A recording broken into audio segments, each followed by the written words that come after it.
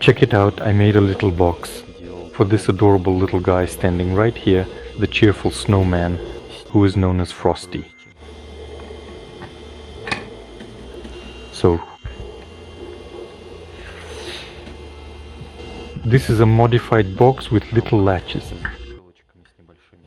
But the point is, here's the thing. I was thinking there's this Santa standing here, and I wondered, what if he fits in here?